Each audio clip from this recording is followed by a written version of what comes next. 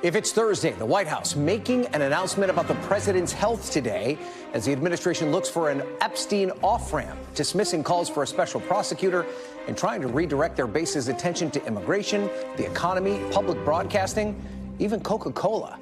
Plus, the House races to approve a rescissions bill that will formally cut more than $9 billion from public broadcasting and foreign aid programs as networks like NPR and PBS and the communities they rely on brace for impact. And an NBC News exclusive on a new government assessment about last month's U.S. strikes on Iran's nuclear program. The mission only destroyed one of its targets, and that Iran could have two other facilities back up and running within months.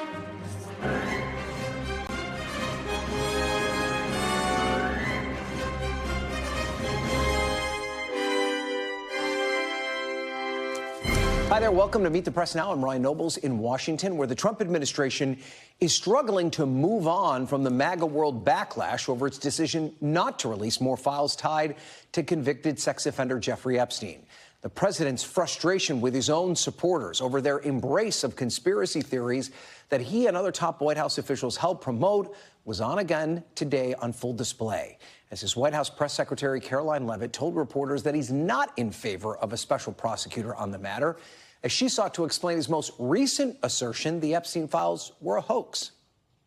The president is referring to the fact that Democrats have now seized on this, as if they ever wanted transparency when it comes to Jeffrey Epstein, which is an asinine suggestion for any Democrat to make. The Democrats had control of this building, the White House, for 4 years, and they didn't do a dang thing when it came to transparency in regards to Jeffrey Epstein and his heinous crimes. It was this president who directed the Department of Justice and the Attorney General to do an exhaustive review of all files related to Jeffrey Epstein, which they did. The president has been transparent. He has followed through on his promises to the American people, but he doesn't like to see Democrats and the mainstream media covering this like it's the biggest story that the American people care about. I don't want it. But Trump's efforts to blame Democrats for a so-called hoax have also largely gone ignored by his own base. In an interview yesterday, the president seemed to acknowledge that problem. All my supporters want to talk about is the Jeffrey Epstein hoax. It's unbelievable. It's a disgrace, and I remember every one of these guys. Yeah. They're my supporters, and they love it. They love it, and it's all induced by the Democrats. It comes as the White House has pushed a number of issues and taken a number of actions that typically animate the president's base, including the Department of Justice firing Maureen Comey, apparently with no explanation. She was a top DOJ prosecutor on the Epstein case. She's also the daughter of one of Trump's favorite political punching bags, former FBI Director James Comey.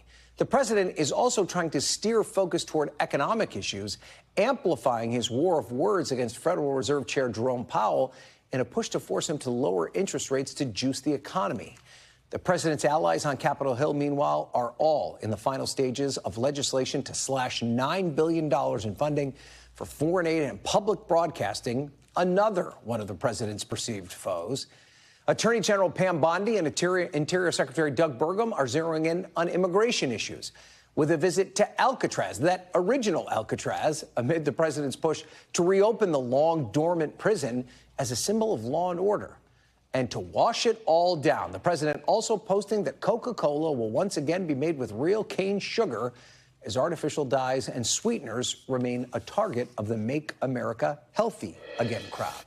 Now, whether any of these will move the MAGA base away from its fascination with the Epstein case remains to be seen. Joining me now to break all of this down is our NBC News team, senior White House correspondent Garrett Haake, senior national political reporter Sahil Kapoor, and justice reporter Ryan Riley. Okay, Garrett, let's start with you. The White House made an announcement about the president's health today. We are going to get into that in a little bit. But first, what's the level of frustration in the White House right now over this Epstein story? It's significant, Ryan, and it really comes from the top down. You've heard it from the president, this idea that they believe there's so many other things that his base should be talking about, so many other accomplishments they think people should be focused on. And despite their best efforts, they've not been able to move folks off of the Epstein conspiracies and their Epstein theories, whether it's by providing other storylines, other conspiracies, like the former president's use of the auto pen, whether it's been with the president cajoling some of these right-wing influencers or lambasting them on Truth Social or in Oval Office sprays. Nothing has quite worked, and I think they're just trying to basically keep their head down and power through this. I do detect a hint of growing frustration with the Attorney General and the Department of Justice here. That press briefing that just concluded a little while ago here, you saw Caroline Leavitt really pushing off almost all of these questions onto the DOJ, saying it's incumbent upon them to release more information. It's incumbent upon them to explain the firing of Maureen Comey. And we've heard next to nothing from the DOJ on any of those fronts so far. And Sahil, on the other side of this, it seems like the president is not getting the support that you'd expect from his congressional allies. Usually they are the first ones to back him up. Are they surprised that this is still dominating their base's attention? I don't know about surprise, Ryan, but it is a very jarring split screen up here where the Republican-led Congress is racking up multi-billion-dollar and multi-trillion-dollar legislative victories for President Trump, while out there in the world, out there in the country and on the ground, his base is fixated on the issue of Jeffrey Epstein. And we're seeing the unusual specter of some of the president's staunchest allies on Capitol Hill break with him on Jeffrey Epstein because they know that very MAGA base that supports them and supports him is not with the president on this one. That includes some nominal Trump allies like Marjorie Taylor Greene, Lauren Boebert, even Ted Cruz. Take a listen to what a couple of other senators, Tom Tillis and Josh Hawley, said about this today. I mean, why don't we just release it and deal with it? If it's embarrassing because it's not substantive, that's fine. If it's embarrassing because somebody's implicated, that's fine. We just need to solve it. I'm sure it's irked about having to talk about it. But I thought that the substance of it, what he said, and has been saying now for the last couple of days, like, yeah, look, if there's credible information that should be released, I think that's right. I mean, I would release everything possible. Now, part of what you just heard there, Ryan, is a deep desire for Republicans, for the administration to find some way to move on here, because this is soaking up a ton of attention that they prefer to focus in other areas. There's also, by the way, a discharge petition in the House of Representatives led by Trump foe Tom Massey, with a real Republican interest there that could potentially end-run House leadership and force a vote on whether to release the Epstein files. So clearly, something has got to happen here because there's real tension that the White House is not able to diffuse on their own. Well, OK, so talk to me about what that could possibly look like, Sahil, because it seems as though everyone's calling for transparency, but nobody really seems poised to actually do something about it. Is there anything they could do on Capitol Hill to try and get some of this information out there? Do they call Bondi to testify? Do they call Ghislaine Maxwell to testify? What could possibly happen? And is there any real momentum on Capitol Hill for it to happen? I would say there's chatter about all of those things, Ryan, but no real momentum toward any of those specific possibilities. With Bondi, it's an interesting situation because what happened here is what often happens with the MAGA base. When Trump does something they don't like, they look for a scapegoat in his administration. It can't possibly be the president. It has to be someone who is doing wrong to him. And then they identified AG Bondi, but then Trump came out with his guys and gals social media post and defended her, told his supporters to move on, making very clear that she's acting on his behalf. There's also talk about getting potentially Ghislaine Maxwell to testify. I asked Dick Durbin, the Democratic ranking member of the Judiciary Committee. He said he's very open to that. But I haven't heard much interest from Republicans. They really want the president to sort this out. So their hand is enforced. And then, Garrett, in the press briefing today, Caroline Leavitt was specifically asked whether or not the president has any interest in appointing a special counsel to deal with this. This was something Lauren Boebert floated the other day. She seemed to reject that notion. Yeah, and this had also come up in an interview that the president did yesterday morning, in which the president answered in what I would call the quasi-affirmative, sort of trying to agree with the premise of the question without the substance. If you think back, the president's experience with special counsels is not an especially positive one. His selection of John Durham to lead an investigation of the Russia investigation went basically nowhere, and it was, the recusal of his first attorney general that led to the appointment of Robert Mueller as special counsel. The bottom line with special counsels, as anybody who's been around Washington for a long time knows, is once they're appointed, they can become difficult to control, and they usually find something, whether it's the thing you want them to find or not. So the president's saying through Leavitt today that he has no interest in going that route. All right. If everyone remembers the Monica Lewinsky affair, which started out with a special counsel investigation. All right, Ryan, let's turn to you. We haven't heard much from the Attorney General on this. It seems as though she's avoiding the opportunity to be in a position where she has to answer questions about this. Today, kind of a little bit of a dog and pony show out at Alcatraz, where she and the Interior Secretary toured that as a possible site to house people on the verge of deportation.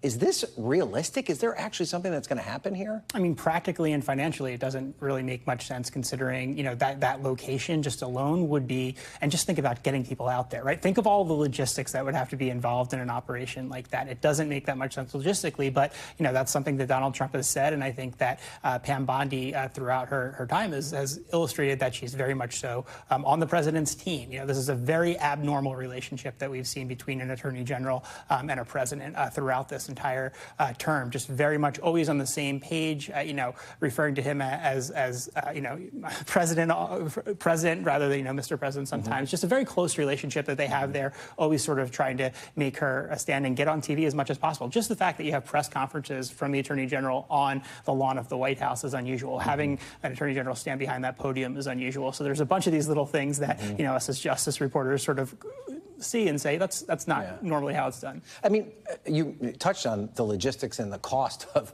reopening Alcatraz. I mean, just think about it practically. If you've ever been there as a tourist, you got to take a ferry out there. There's no easy way to even get to it, let alone the monumental cost it would take to make it a place that would be inhabitable, even though the administration seems to have relatively low standards when it comes to that. How much work would this be? A lot. I mean, and just getting all of the food out there, it would take an incredible amount of people. Usually, Bureau of Prisons facilities are a little bit of a boon to a typically economically depressed area. Those are good-paying jobs, but you're talking about San Francisco. Those are not good-paying jobs. People are going to have to come, comparison to, to be able to live there, you're going to have people come out from a really far distance to be able to afford to live on what a BOP salary would give, and you have a lot of competition in that area for law enforcement jobs. So just logistically, I mean, that's not going to be very easy to pull off that in the center of this really expensive area. Back in the day, people lived on that island in order to work there, which does not seem practical in this day and age. Let's also talk about this decision to fire Maureen Comey,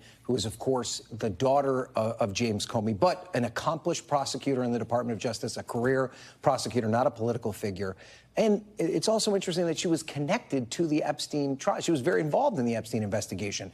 How is she responding to this? What more do we know about it? Yeah, she really didn't pop up much as, James Comey's daughter, really, I think, for a lot of people, because she is this, on her own, sort of accomplished prosecutor who was involved in these very important, cases throughout her time. She has she wrote this letter to a colleague in which she said, "We have entered a new phase, where without fear may be the challenge. If a career prosecutor can be fired without reason, fear may seep into decisions of those who remain. Do not let that happen." So sort of, I think, sending a warning sign to her fellow colleagues there and encouraging them to sort of hold the line and keep their ethics in check amidst a really challenging time at the Justice Department, when we saw a bunch of dismissals, including this one, and then even more last week. So it's this continuing thing that continues to rock DOJ and the FBI. And Garrett, speaking of firings, the president also still escalating his war of words with the Fed chair Jerome Powell yesterday. Today, the White House says it wants to do a site survey of the Federal Reserve headquarters to assess the renovations to the building the administration is looking to use. Could they be using that project in particular to justify a potential firing of Powell? I think they're using it to justify the possibility of a potential firing of Powell. But, Ryan, there's no indication that the White House has made any determination of whether the president can fire Powell for that or anything else. What they are doing, I think, quite plainly, is trying to keep the heat on Jerome Powell every way they can. The president has made no secret of his frustration with Powell over the Fed's unwillingness to lower interest rates.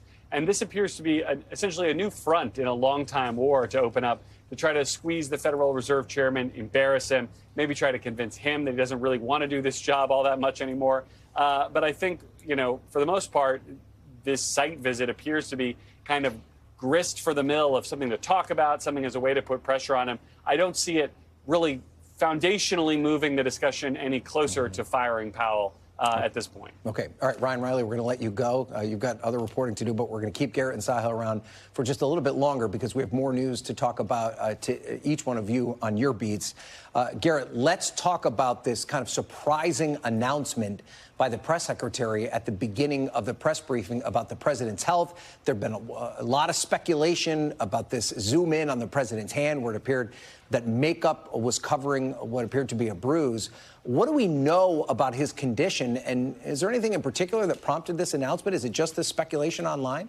We'll work backwards since we're seeing the photos of the hands. This has been something that dated back to the campaign, where we used to regularly note that the president had makeup on his hands. At the time, there was a lot of speculation that perhaps he was taking an IV or that he had some sort of injury. The campaign told us at the time much the same thing that the White House is telling us now, that this is from shaking so many hands and being the sort of victim of vigorous grips along the way. The president has joked about this from time to time, that sometimes he has to shake hundreds of hands at events. The White House says, according to White House physicians, that the combination of a lot of shaking hands and taking aspirin as a blood thinner has led to that condition there. The more serious, and the White House insists that it is not serious, and our medical experts say the same, is this diagnosis of his swollen lower legs, something called chronic venous insufficiency. Bit of a mouthful there. It's essentially a common condition that happens particularly to older people, where their blood pools in their legs and their lower legs swell up. Although the condition is commonly associated with leg pain, the White House says the president was in no pain. He just started to notice the swelling, brought it to the attention of his physicians, and they say out of an abundance of caution he was thoroughly examined, and then they released this information. I think the White House is pretty cognizant, Ryan, that they're dealing with one of the oldest presidents in history here, and that any fall or slip up or medical incident could lead to a lot of questions about who knew what when, like we saw with President Biden during his term. And so they're getting out in front of this by releasing some information today about a condition they say is just generally not all that serious. Right, but clearly evident in photos, which I think is the other part of it, obviously. Yeah. Garrett, it's like 900 degrees on the North Lawn. You look great, but you're all done with us now, so go get in the air conditioning. I've got one more for you, Sahil, since you're still in the air conditioning. And let's turn to a dramatic moment on Capitol Hill today when Democrats walked out of the middle of a vote on the judicial nominee, Emil Bovee. Take a listen. Sir, this is wrong, and you know it. You are a person of integrity. How could you be doing this? At least have a vote on my point of order. Sir, with all appeals to your decency, with all appeals to your integrity, with all appeals to past jurisdiction and past precedent, why are you doing this? This is outrageous. This is a kangaroo court. That's what we have here, Mr. Chairman. This is wrong. To violate your own rules without going by the mandates of the parliamentarian.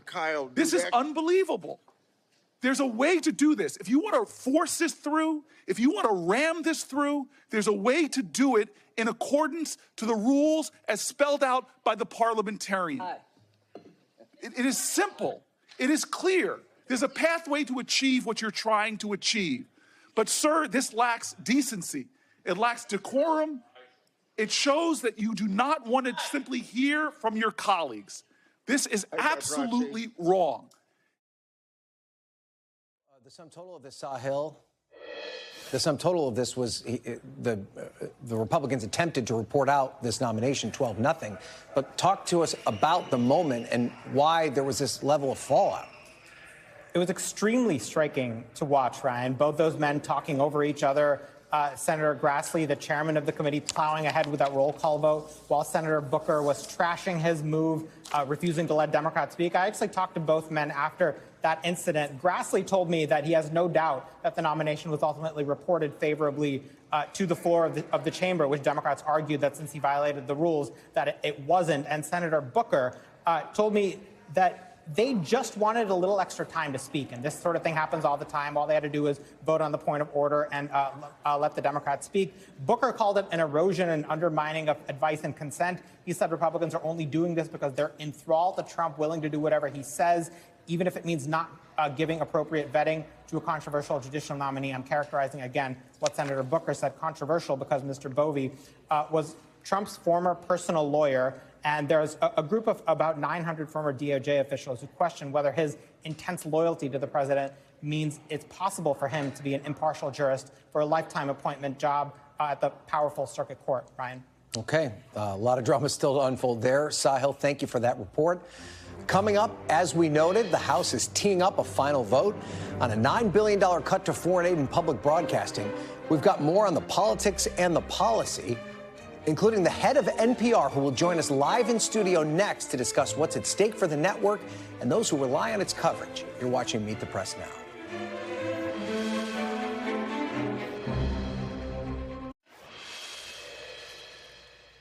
Welcome back. As soon as tonight, the House is expected to vote on a bill that would claw back about $9 billion in previously approved funding. It comes over the Senate, as the Senate passed those spending cuts overnight, I should say, which needs to be signed by the president by tomorrow night for the proposed cuts to go into effect.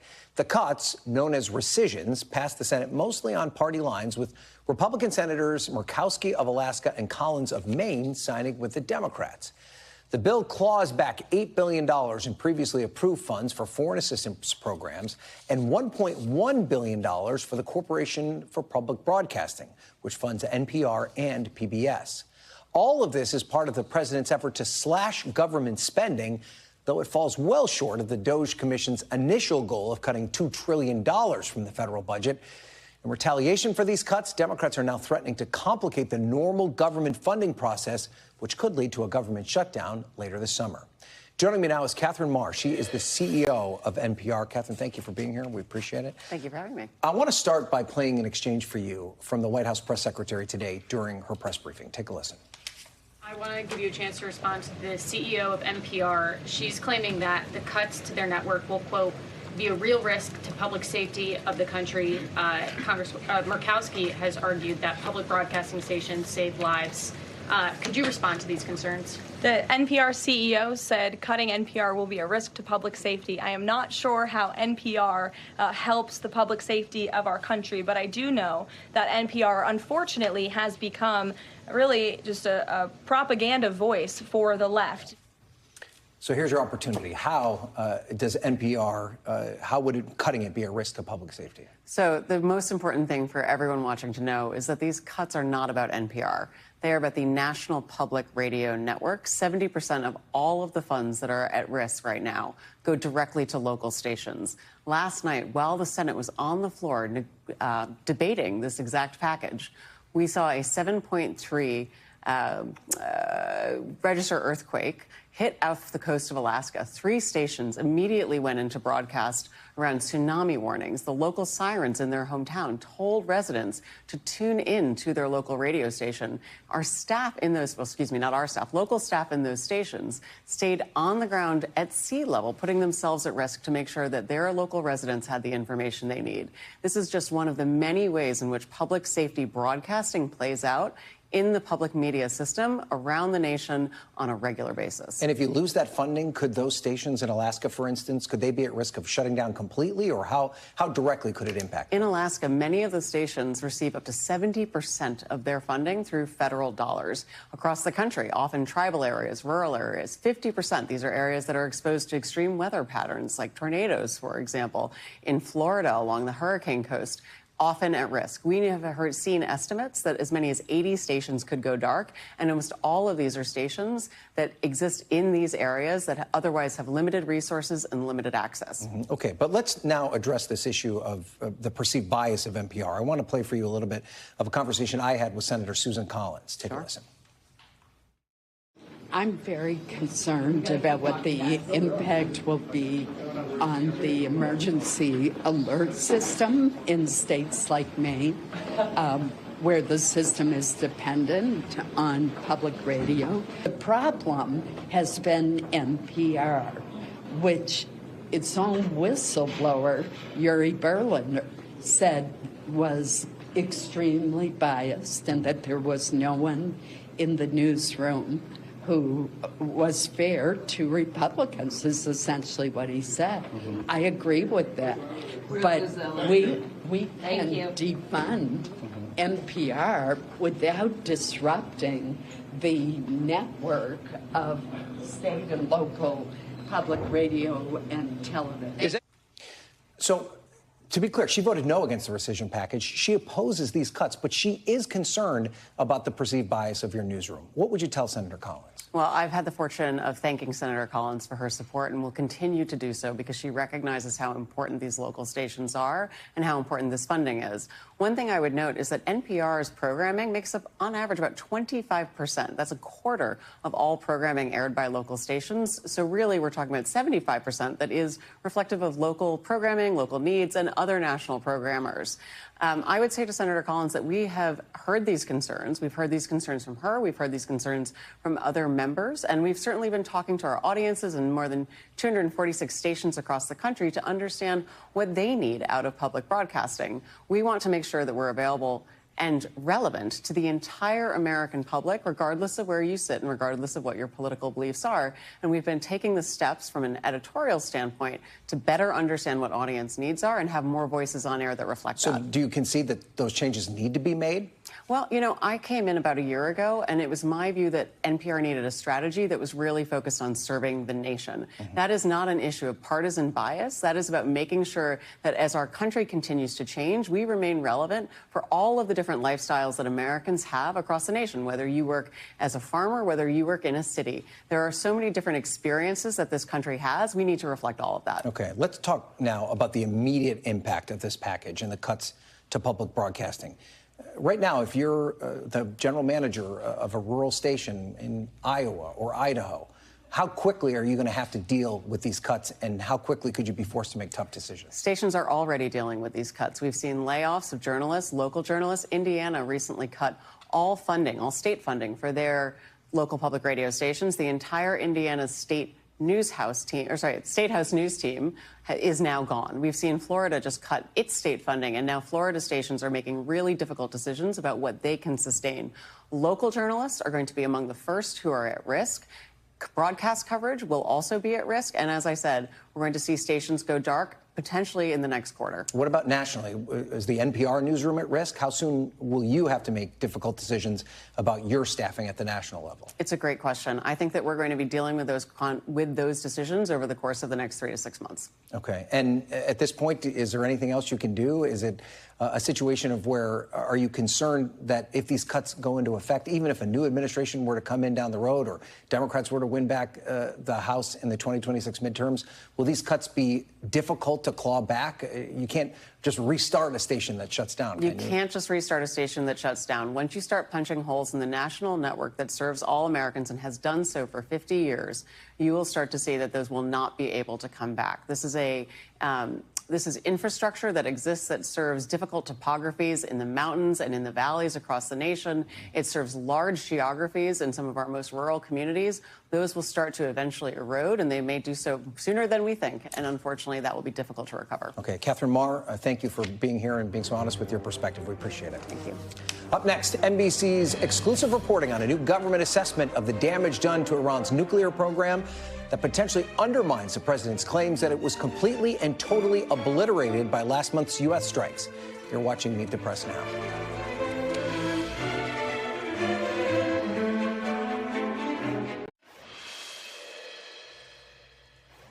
Welcome back now to an NBC News exclusive, raising new questions about the claimed effectiveness of last month's U.S. airstrikes on Iran's nuclear facilities.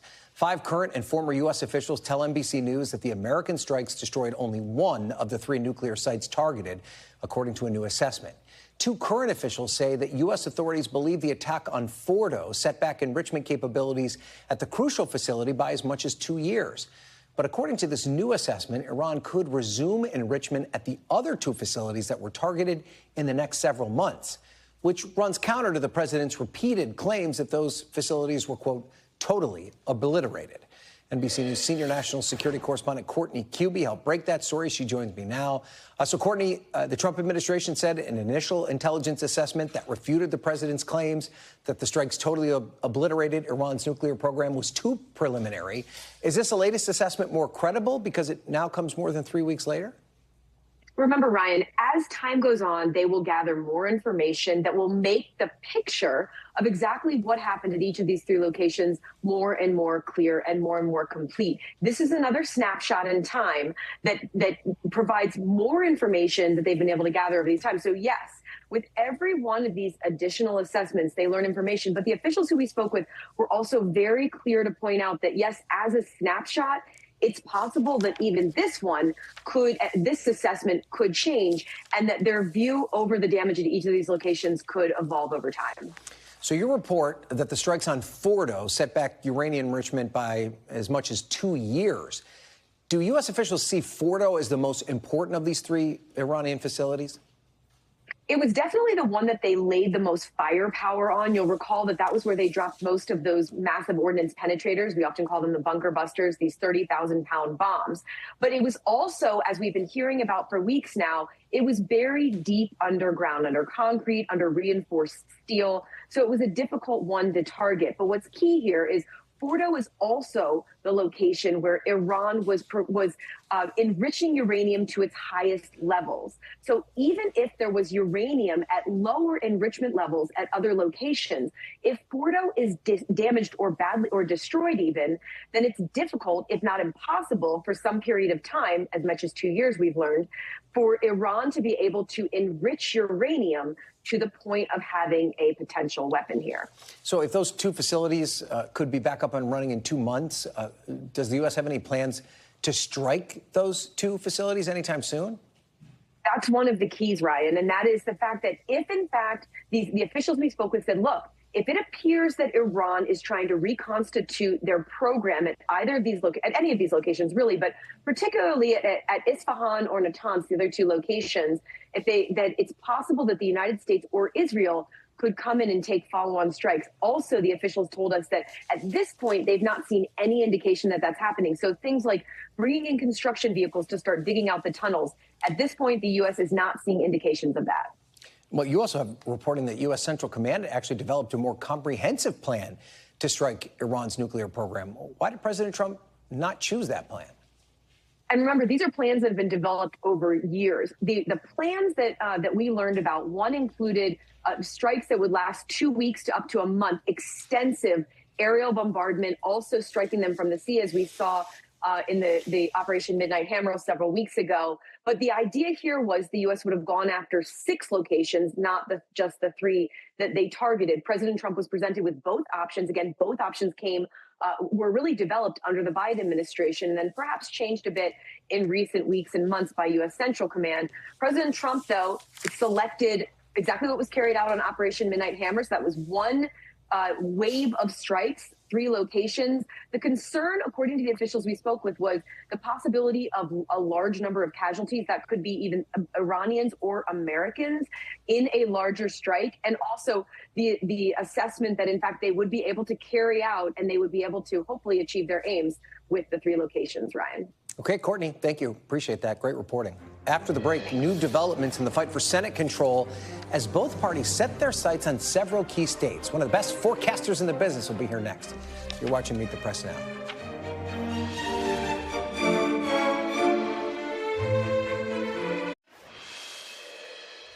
Welcome back. Turning to the 2026 midterm elections and the potentially expanding Senate battleground map. Our friends at the Cook Political Report today moved Texas, yes, Texas, from the safe Republican to likely Republican column amid the state's scandal-plagued Lieutenant Governor Ken Paxton running a MAGA-focused primary against the state's incumbent Republican Senator John Cornyn. For Democrats to take control of the Senate, they will need to win some of the states in unfavorable territory like Texas. Now, this is the latest lay of the land from our friends at Cook. Democrats need to net 4 seats to flip the chamber, and the easiest road would require holding all their contested seats, which includes Georgia, which is tough, while flipping North Carolina, Maine, and then 2 more states from the likely Republican column. Joining me now is the brains behind these ratings, Cook Political Report Senate and Governors editor Jessica Taylor. Jessica, this is fascinating because we kind of thought this might be a ho-hum year on the Senate side because of the way the map shaped up for Republicans. But let's talk first about Texas, which I always like to call the Democrats' white whale. It really is. They think every couple of years they got a shot. Yeah. Talk to us about why you've moved the needle on this a little bit and what Ken Paxton has to do with it. Well, listen, polls show that if this were John Cornyn, we know that Colin Allred, the former congressman who ran against Ted Cruz last cycle. He's in. Other Democrats could too. But Cornyn would win pretty comfortably, whereas Paxton puts this seat in play. He's either behind Allred or another Democrat or virtually tied with him. Listen, I think Texas, it's still hard, even if Paxton is the nominee, but Democrats need everything to go right, and step number one would be Paxton there because they feel like more moderate Republicans, independents, he would sort of turn them away. This is one of the problems Republicans are having, is that the candidate that the base loves isn't necessarily the best general election candidate. Right. So that we have the primary on the Republican side, but for everything to go right for Democrats, they'd have to pick the right candidate in their primary as well. Is there a particular candidate that stands out among the possible options? I mean, most people I've talked to think that Allred is probably the front runner at this point. Now, there are some other candidates that could get in or have gotten in. We have a newcomer, Terry Virts, who's an astronaut. I think he's kind of trying to pull the Mark Kelly lane in Arizona there. Everyone loves an astronaut, but getting your name known, Mark Kelly was already somewhat known in Arizona because of his wife. Getting known in Texas statewide is harder. Beto O'Rourke in the mix as well, but he came so close against Cruz in 2018. Probably the biggest mistake he made was running for president, talking about taking away people's guns and things. Fell much more behind when he ran for governor. Joaquin Castro, congressman. There could be some new names like a state rep, James Tallarico, who's sort of seen as Pete Buttigieg type person. Had a couple viral moments. Yeah. So, Democrats I've talked to, they hope the field isn't that big, that they can sort of coalesce around one candidate, but that's not a sure certainty. Okay, so we've known what this map's going to be like for quite some time. But why now has it shifted? And you and I were talking before I came on the air. We thought maybe only 2 seats might be in play on the Republican side. There could be maybe 6 seats. What's the difference between what things were like 3 months ago versus now? I mean, when we first put out our ratings, we really only rated 4 seats. Five, I think, actually, as even competitive in our toss-up or our lean column. And I think it's on the Republican side. The past few moves that I've made, it's all been on the Republican side, moving Iowa, Joni Ernst, after she had that unfortunate moment, talking about, we're all going to die. And then also it's not assured that she's going to run. I've been hearing rumors for months now that she might not run. Republicans might even be better off. Probably Congresswoman Ashley Henson would run there. Ohio, we still haven't likely. Democrats are kind of praying that Sherrod Brown might come back there, but he also might run for governor. We also see Democrats are kind of pushing and pulling because, run for governor. Alaska is another seat that might be put in play if former Congresswoman Mary Peltola runs there. She's also being courted for governor. So, some of these seats are certainly, they're still on the periphery. A lot of things have to go right. But what made this map so difficult is that, again, outside of North Carolina and Maine, every other seat is a state that Trump won by double digits. Right. So let's talk about probably the 2 biggest battlegrounds on both sides, and that's Maine with Susan Collins, Georgia with Jon Ossoff. In both states, you've got a candidate that's trying to hold on to a seat that was won by the opposite party. Right. It seems as though the opposite party, though, is having a hard time trying to find a decent challenger. How can you explain that? I mean, in Maine, it's fascinating because there's over a dozen people running for governor right now, and hardly, no one's gotten into challenge Susan Collins. She does have one candidate running against her, Katie Porter's former chief of staff, but Democrats are still looking for another candidate. They're kind of hoping that the now term-limited Governor Janet Mills might run there. But in Georgia, after Governor Brian Kemp passed, there's no clear frontrunner there. Kemp is actually now working to recruit former Tennessee football coach Derek Dooley. So that could be a very wild primary, while Ossoff, one of the best fundraisers out there, is just continuing to pad his bank account. Yeah, so let's talk about North Carolina, which is the other big one. Roy Cooper, Laura Trump, that could be a clash of titans. Right now, they've both frozen the field because neither of them are even in the race. What's your read and your take on North Carolina? I mean, I think Cooper, we're still waiting on a decision every day. It feels like I'm on Roy Cooper watch, but it does seem, my sources sound increasingly optimistic that he will run. And, I mean, he's Democrats' best hope there, I think, certainly. He's won statewide before, and he's won statewide at the same time when Trump won the state. So he's gotten these crossover votes. Laura Trump, again, when Tillis announced a few weeks ago he wasn't going to run, it's opened up this field. I'm still not sure Laura Trump is going to run. She passed on running for Senate in Florida. I think, she'd have to move back to the state and different things. She was born there, of course, and went to NC State. Michael Whatley, the current Republican National Committee chairman, also looking at it. So that's still a very unsettled field where if Cooper gets in the next few weeks, they could have that Democrats could have that already settled. Right. So we had so much fun talking about the Senate. We didn't even get to talk about my favorite topic, the Virginia governor's race. So you'll have to come back and we'll talk about that another time, Absolutely. Jessica. Thank you so much. Great stuff. Turning now to a little bit of a different kind of voting news here. In the U.S. and many countries, turning 18 means you're eligible to vote. But across the pond in Britain, the government announced it will lower that age from 18 to 16 by the next national election. The ruling center-left Labour Party has pledged to lower voting age for some time now, and the party campaigned on the idea as a part of its official platform before winning last summer's general election. Now, some critics are calling the move an attempt to tilt the electoral playing field. Britain will now join a short list of countries, including Austria, Brazil, and Ecuador, where the voting age is 16. Other upcoming electoral reforms include automatic voter registration and a tightening of campaign finance rules. Still to come, party fouls and party favors. New polling shows Democratic voters are fired up about the midterms, but disillusioned with their party. The panel is next. You're watching Meet the Press Now.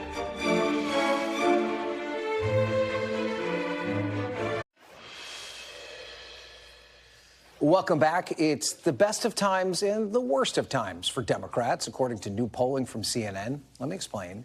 The good news is that Democrats have a clear edge on enthusiasm in the run-up to next year's midterms, with 72% of Democrats and Democratic leaners saying they are extremely motivated to vote in the next election, compared to only 50% of Republicans and Republican leaners. But here's the bad news. Just 58% of Democrats and Democratic leaners have a favorable view of their own party, compared to 76% of Republicans and Republican leaners who have a favorable view of their party. Joining me now to discuss all of this on set, Kevin Fry, the Washington correspondent for Spectrum News New York 1, former Maryland Democratic Congresswoman Donna Edwards, she's also an NBC News political analyst, and Zach Rode, a Republican strategist and a former advisor to Governors Brian Kemp and Glenn Youngkin. So, Kevin, let's start with these numbers. I mean, it's a weird place for Democrats to be. They love the idea of voting, but they're not necessarily thrilled about voting for their own party. How do they change this heading into the 2026? I mean, and that seems to be what they've been struggling with. When you look at Congressman Hakeem Jeffries, Cory Booker, both doing these like endless speeches on their respective floors. It seems to be the approach right now is let's try to get caught trying, but does that actually penetrate with the audience? That's the thing that the parties have, or at least the Democrats have really been struggling with. So, Donna, how do they fix this? How do Democrats reconnect with their base, at least the elected Democrats? Well, I think they just have to be out there. I mean, one thing is for sure, I'm hypercritical of the Democratic Party, too, but when I show up to vote, I'm voting for a Democrat. So I'm not worried about that. I mean, I do worry that we make sure we make the investments on the ground, that Democrats are making the kind of investments on the ground that are going to turn out voters, that they're talking more to young people. I think that's really important. It's where Democrats missed the mark, I think, in 2024. And so, you know, it really is important to show up. And up until very recently, I think voters have perceived that Democrats haven't shown up. And do they have to be more than just the party that's not Donald Trump?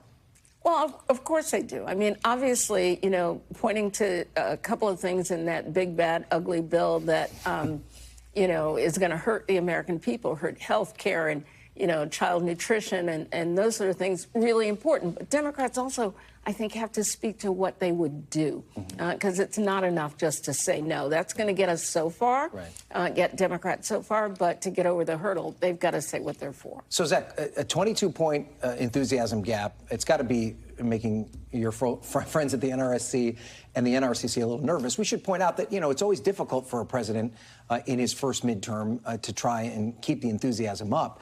How do Republicans counter this right now? Well, important to know, the generic ballot is still pretty close, though, and it's not where it was in the midterms in 2018 when President Trump was last in office, and even 2006 when President Bush was in office. It was a 7-point gap then. So the enthusiasm, you want to see that in a midterm, of course, but the generic ballot is really important because, to the Congresswoman's point, they are going to come home, just like Republicans are going to come home, right? So the enthusiasm is going to be about even, I would suspect, when we turn into the new year and the midterm cycle. One of the ways Republicans can do it is, well, they got entrusted with, of course, Congress and the White House, and then they delivered with one big, beautiful bill. When you get power, you have to deliver. And so that was why it was such a huge moment, not just for like the many wins in it, securing the border, funding the military, lowering taxes, strengthening our energy dominance across the globe. That's huge, but it also is the promises made, promises kept. That's big to the electorate. If you're going to get trusted with power, you better make the most of it. Right. So, Kevin, you should probably take this because we have one view of the bill and another view of the bill. Is that part of what is going to determine the 26 midterms, is who wins the messaging bill over whether or not it's a big ugly bill or a big beautiful bill? Well, and some of this comes down to the timeline for all of this, right? I mean, you have some of the immediate effects being on the tax front that are going to come in the next couple months and weeks. And so that's something that the Republicans can say, this is great. But the Medicaid cuts and all of the potential changes that are going to happen there are going to be closer to the midterms, if not after the midterms election. So the Democrats can say this is terrible, this is horrible, all these things are happening.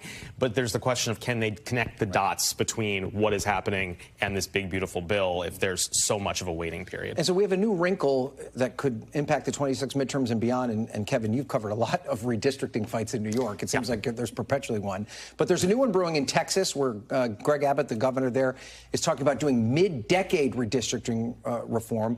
That could gain maybe as many as 5 seats. That led to California Governor Gavin Newsom saying, well, if you're going to do that in your red state, we'll do it in our blue state. Could this be a new era of we're just constantly, perpetually dealing with redistricting and therefore creating more hardcore partisan seats and fewer battlegrounds? So, I mean, Congressman Jeffries was asked about this today, and he knows the experiences this personally. I mean, he sees New York as being part of the reason that he did not become Speaker of the House within the last 4 years. And so as you look at this today, he basically said all options are on the table as to what the future holds.